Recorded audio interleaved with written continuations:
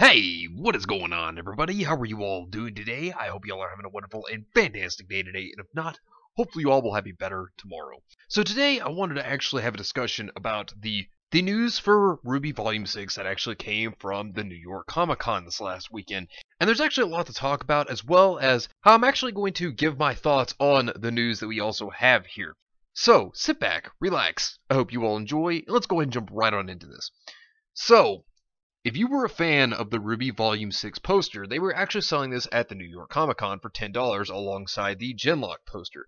So if you were lucky enough to be there, you were able to buy one. And if not, well, I'm sure that they will have it out very soon to sell.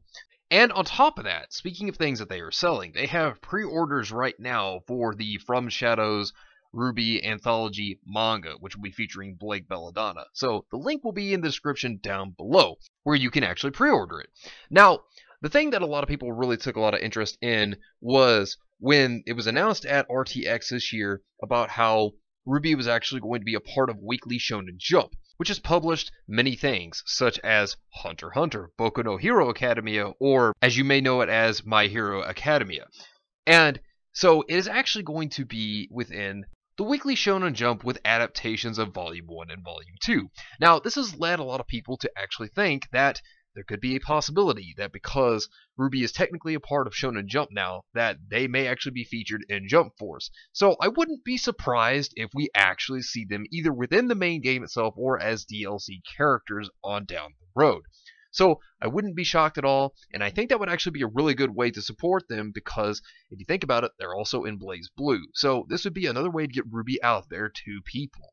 And another thing is, Crow himself is getting a figurine. So if you are a fan of collectibles, they have a good-looking Crow figurine that they're starting to work on. The prototype has been shown, and it looks very nice. As a matter of fact, it shows Crow holding his Harbinger in its scythe form, and it looks really good for what it is. And this is going to be in a line of figures that they plan to actually get out there in the future. So I'd love to see what characters they're going to make figurines of, because I think this sounds really cool. Now, of course, we are about to go into spoiler territory. So, if you do not want spoilers for RWBY Volume 6, now is your time to back out of the video, and if you want to stay, then that's fine too. So I just wanted to warn you, spoilers ahead in 3, 2, 1. Okay. Now, one thing that we did learn, which we got the synopsis for RWBY Volume 6. So, this is it. All aboard the Argus Limited. Team RWBY and their friends are taking their first steps towards transporting the Relic of Knowledge to Atlas. Making their way to another continent won't be a simple journey, and the question on everyone's mind isn't if things will go wrong, but when.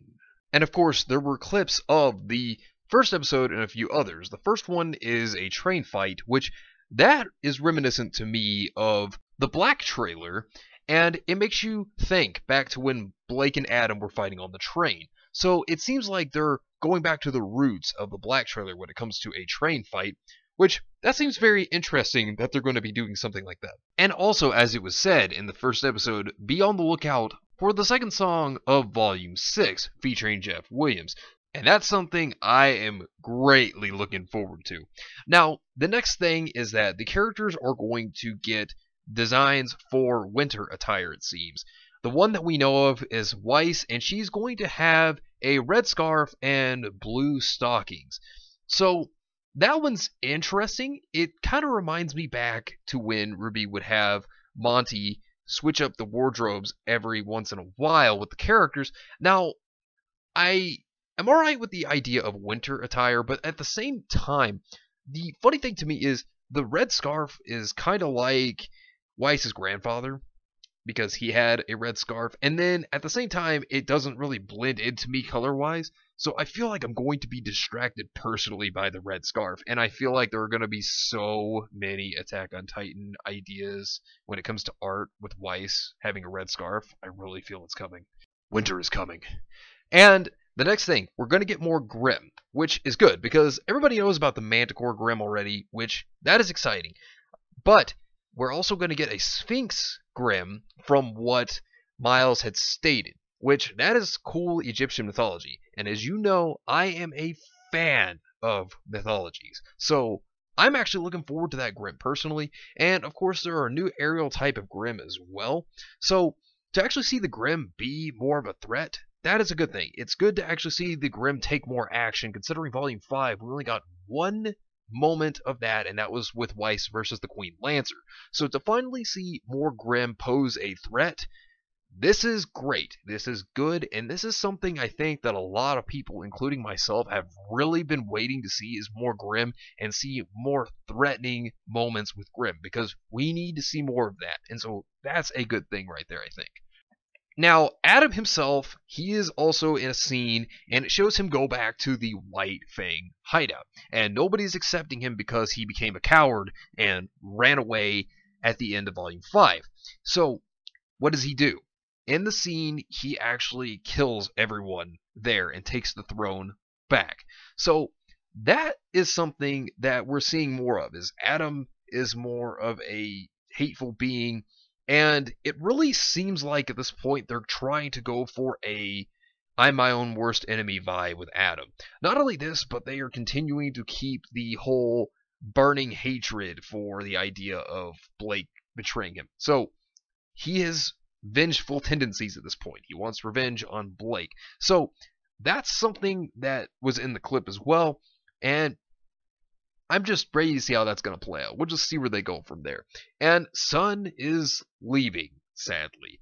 I was really hoping to see Sun go with him to Atlas, but he says that he's leaving to actually become a better leader. Now, on one side, I don't really hate this idea, because it can make Sun a better leader for his team, as well as maybe other individuals if he were to have to lead them in a fight. Now, on the other hand, it's just sad that we're getting less time, and it was also stated that he was going to get more development. So, on one hand, it's sad because I don't want to see Sun go, but on the other, if this develops his character, that would still be cool too, because I do like Sun, and to see him grow as a character while he's gone, it's sad that we won't see it happen unless they actually do flashbacks, but I would really just like to see what they do with Sun, what direction they're going to take him, and how much of a better leader that he can become. Not only that, but we are going to have a brief moment of Neptune before Sun leaves, and he's going to try to hit on Ilya, which we know where that's going to go. And Aaron Zek was the one who actually spoiled that Neptune would return, and it's also stated that Blake is going to basically tell Neptune that you're barking up the wrong tree. So that's something, and Ilya is getting a costume change before she goes back to Menagerie to help them rebuild. Now, while I don't mind the idea of a costume change, I think it's kind of irrelevant if you're going to boot the character for a while and give them a new costume. So, I don't know, that's something kind of strange to me. Usually when you boot a character, you'll leave them with the same costume, and then later on when they come back, you'll see in a lot of series that they'll come up with the new costume sometimes. So, that was kind of weird to me, but since she'll have a new costume, I think that signals Ilya's return. Now, this one was an interesting one to me, was with RWBY, and how she was stated to not be emo, but be a more hardened character because of the events of what's going on. Now, I don't hate that idea, but I really hope that they will go into why she is being like this, because another thing here is that there is going to be a time skip from Volume 5 to Volume 6. Now, it's going to be a very short one. They haven't announced how long the time is, but it's not very long from the events of Volume 5. But I was really hoping that they would actually just keep it right after Volume 5. But that isn't the case here, but it's not like a long time skip. It's not like it's a year or anything of that sort. It's much smaller, probably just maybe a few days or so. So it's not like it's a huge time skip. But looking at this, maybe we can actually see RWBY's development. Maybe we can actually get into her character arc and they can do a lot more with her. And Miles himself actually stated that questions that have been lingering in the series will finally be answered, which is good. This is something we have needed, and RWBY had the floor in Volume 5 to ask a question about the Silver Eyes. Never happened. Not brought up at all. And Volume 5 did that pretty poorly. They set up the idea to answer a question, but they didn't really do it. And if they did answer a question, it felt poorly done. So we didn't really get a whole lot out of that. So hopefully this is a change, and I would really like to see this change. And not only this, but since we're going to have questions being answered, this can lead into the idea of Ozpin, for example, because we still have that story to actually learn about.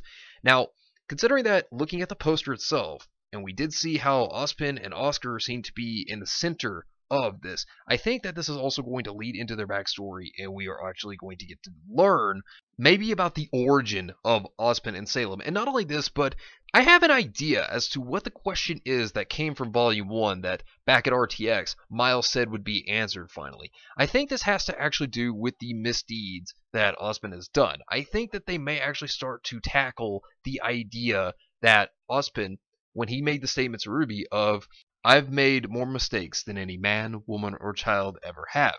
Now, that statement right there is a statement that we have an idea of what he may have done. We have actually been kind of told from one perspective of what he may have done, but we have not seen the whole thing. We haven't even seen anything of it, as a matter of fact. And this will tie into Oscar, because maybe this is how the questions will start to be answered when it comes to Ozpin. Maybe it will be towards Oscar, and then it will slowly be told from Oscar to everybody else, or he'll just use Oscar's body and tell everybody this. You see, there are many ways I could go about this question, and I think that this would actually be a very good thing here. So I don't hate the idea of questions finally being answered. We need that, and I think that Team Stark as well needs to have their own story told. And another thing, Miles himself even stated that they have gone back on the criticism, and they are going to try to make things better, that after RWBY Volume 5 had ended, a week after that, they started working on Volume 6, and they went back on Volume 5 and even previous volumes and saw the criticisms and the issues. So maybe this is something that they have learned from finally. Maybe all the criticism, maybe all the things that we have tried to address, maybe it's finally come out there. Even I stated myself that they need to go back on previous material to learn from that so that they can improve the series. I stated that a long time ago, and it seems like maybe they finally got that through, and I'm glad to hear that. And for those of you who are fans of the idea of the story being darker, well, guess what? They even stated that the story will actually be darker this time. So Volume 6 is going to take a darker path, and I am all for that idea, because this is something that Monty himself even stated he wanted to do with the series. Monty himself, back when he was alive, he stated that he wanted RWBY to grow with its audience. He wanted it to become darker as the series matured and went forward. And that is something that it seems like they're actually trying to go about. And if what they are saying is true, this is something that is very good, and I appreciate, because that's what it needs to be. And this volume seems to be about the journey this time. It's another one of those, and since Team RWBY is actually together, they said that they're not going to have to focus on multiple stories at one time. They're going to be able to focus on one story since the team is finally back together. And that may actually help with the storyline as well, since you don't have to have 4 separate stories this time, and that you can surely have one. And Barber even makes the statement that there will be themes that they have not used in their storytelling before. So maybe this could be hinted at the fact that they are going to use some things that they haven't really tackled or not used much at all. Considering that relationships is one of them that I can probably think of, another one would probably be terrain, since they're going for a wintry effect here. A terrain issue, maybe something. So that would be kind of cool to see terrains be in effect. Now, one in particular I have thought of that I really hope is the conflict of morality in characters. This is something that I want to see really be a big focus in this volume. I really want to see characters start to doubt each other, or doubt Ozpin, or even doubt what they believe in, because I feel that this could be a very strong plot point. I feel like this would be a really good thing. It could tie into the song Divide, and I would really love to see this kind of thing actually be brought forth. I feel like it could actually help a lot of characters develop, and we can actually see them just go through these issues that people themselves go through all the time. So I think that that would really be a good idea to actually tackle. And one more big bit of news here is that Rooster Teeth has decided to partner up with DC to make comics for RWBY and Genlock. Now, this idea could be a good one. I'm kind of just on the idea of, let's see where this one goes. But I myself am personally a fan of comics. I love comics, I love manga, I love anime, I love movies. So if you know me, I'm a big fan of that kind of stuff. But I really hope the best for Rooster Teeth and DC Comics here. I hope that the comics will be good. I really hope so. We'll just have to see where it goes. But I want to now talk about my thoughts and the final verdict of everything here. Now, a lot of this sounds good in my opinion, because if this is true, and if Miles and Carrie are telling the truth here, I hope that they have learned from their past mistakes. Because the Adam character short did seem promising. I think a lot of it was very good.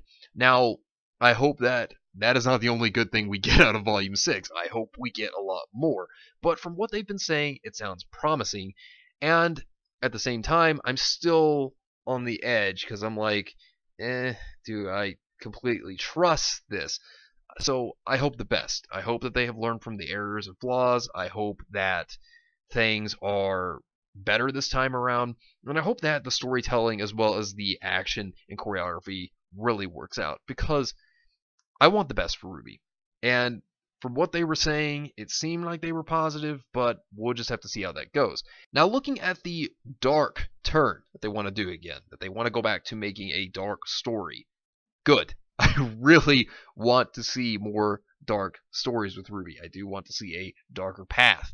And that's something I really loved about Volume 3, was I liked the dark turn that they took. It was great. Loved it.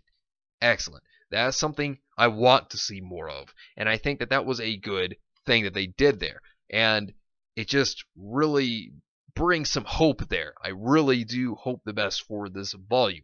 And I really do hope that we can see a lot more. And I hope that characters get development. I hope that Team RWBY actually gets the most focus, as well as trying to focus on answering questions. I think these are the two things we really need, is answers and focus on the main team. I kind of feel like Juniper needs to take a back seat this time, because for one, RWBY herself really took a back seat. She really just kind of got shoved in the back and said, okay, sit there, don't talk.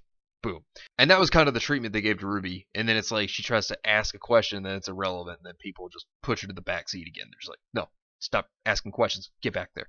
So I hope we get to see development for RWBY. I hope we get to see Blake and Yang have a conflict between one another because of when Blake ran away and abandoned Yang. And I just really hope that we get a great volume overall. The way that they are trying to hype this up, it sounds good. And let's hope that it's not just talk, that we see evidence of this.